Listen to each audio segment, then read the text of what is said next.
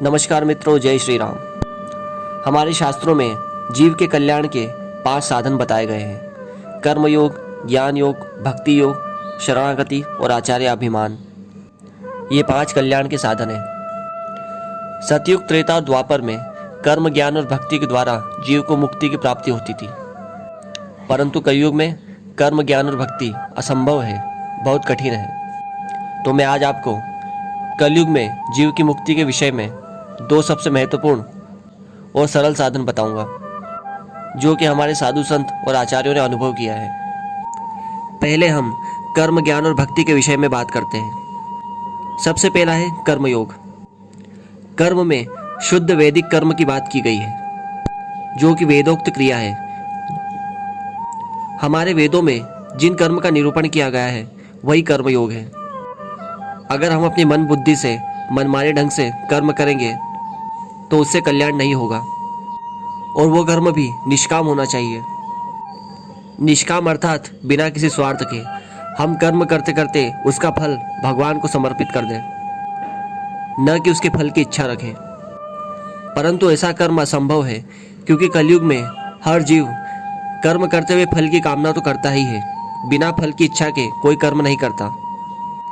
दूसरा है ज्ञान योग।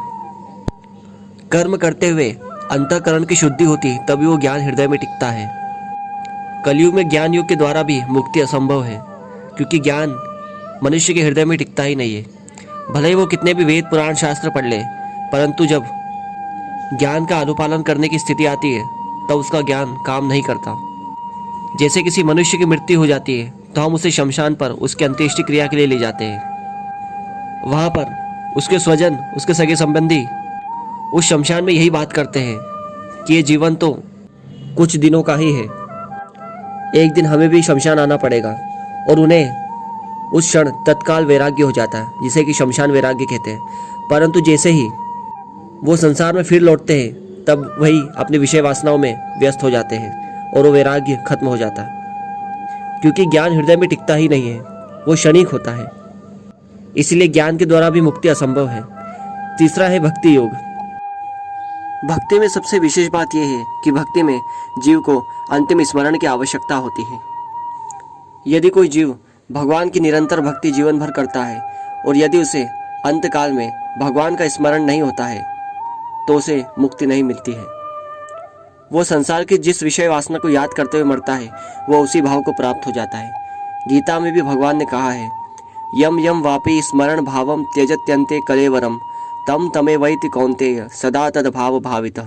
अर्थात हे अर्जुन, जो जीव अपने अंत समय में जिस जिस भाव को याद करते हुए अपने शरीर का त्याग करता है वह उसी भाव को प्राप्त हो जाता है। गोस्वामी श्री तुलसीदास जी महाराज ने भी रामचरितमानस में कहा है कि जन्म जन्म मुनि जतन कराही अंत राम कहीं आवत नाही।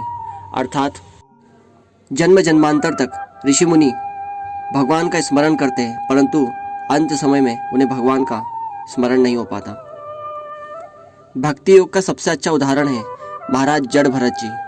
महाराज जड़ भरत जब अपने राज्य को त्याग कर भगवान की भक्ति के लिए जंगल में आ गए थे, तब शुरुआत में तो उनकी भक्ति पुष्ट थी, परंतु जब उन्हें एक हिरण का बच्चा मिला तब वे उस हिरण के बच्चे में इतने आसक्त हो गए कि अपनी भक्ति पे ध्यान नहीं दे पाए।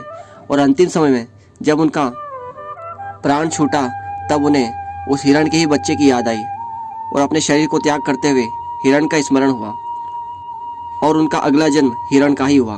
क्योंकि उन्होंने हिरण का स्मरण किया था, इसलिए अगला जन्म उनका हिरण का ही हुआ। इसीलिए भक्ति योग भी अत्यंत कठिन है, क्योंकि हर कोई अपने अंतिम क्षण में भगवान का स्मरण नहीं कर पाता। तो कलयुग में कर्म, ज्ञान, भक्ति से मुक्ति मिलना लगभग असंभव है। कर्म में निष्काम कर्म, ज्ञान में ज्ञान की दृढ़ता और भक्ति में अंतिम स्मरण की आवश्यकता होती है। परंतु कलयुग में भगवान की प्राप्ति के सर्वश्रेष्ठ 2 साधन हैं, शरणागति और आचार्य अभिमान। शरणागति में आचार्य द्वारा भगवान के चरणों में जीव की शरणागति करवाई जाती है, और शरणागति में 5 संस्कार होते हैं। इन 5 संस्कार को संपन्न करने के बाद ही जीव की शरणागति पूर्ण मानी जाती है। शरणागति में जीव को कुछ नहीं करना पड़ता, सिर्फ भगवान पे दृढ़ विश्वास होना चाहिए कि भगवान अंत समय में मेरा कल्याण कर देंगे। चूंकि भक्ति योग में हमने देखा था कि जीव को अंतिम स्मरण की आवश्यकता होती है, परंतु शरणागति में जीव को अंतिम स्मरण की भी आवश्यकता नहीं होती, क्योंकि अंतिम समय में भगवान ही उस जीव पे कृपा करके उसका स्मरण भगवान स्वयं कर लेते हैं और उसे मुक्ति प्रदान कर देते हैं। परंतु शरणागति में दृढ़ विश्वास होना अत्यंत आवश्यक है और दैन्य भाव।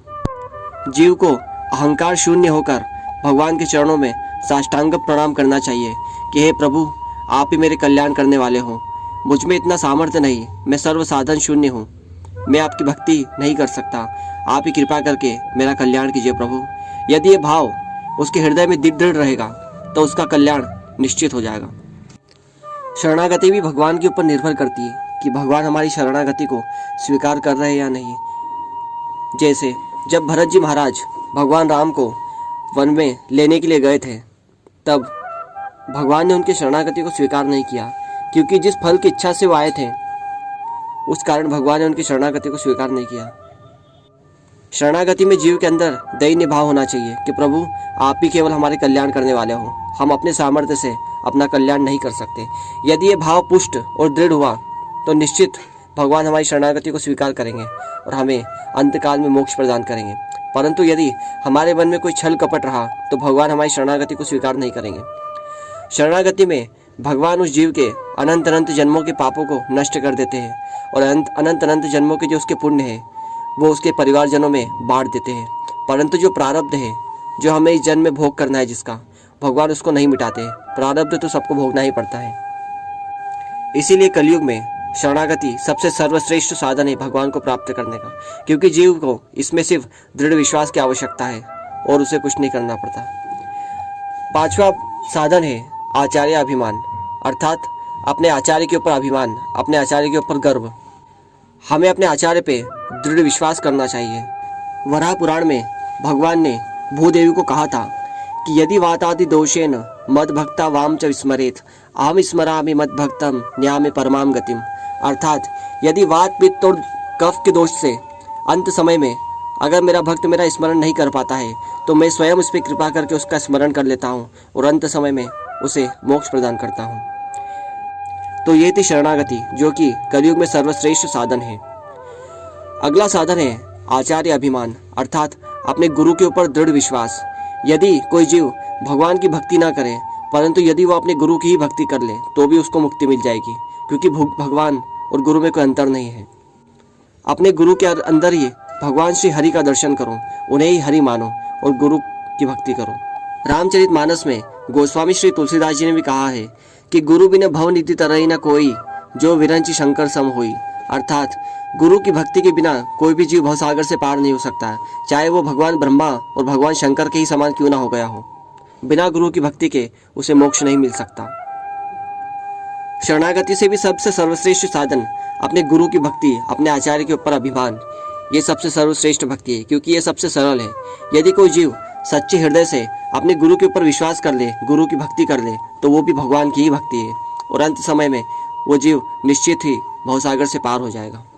तो सतयुग, त्रेता और द्वापर में जीव कर्म, ज्ञान और भक्ति के द्वारा भगवान को प्राप्त कर लेता था, परंतु कलयुग में शरणागति और आचार्य अभिमान ही सर्वश्रेष्ठ साधन है। नमस्कार मित्रों, जय श्री राम।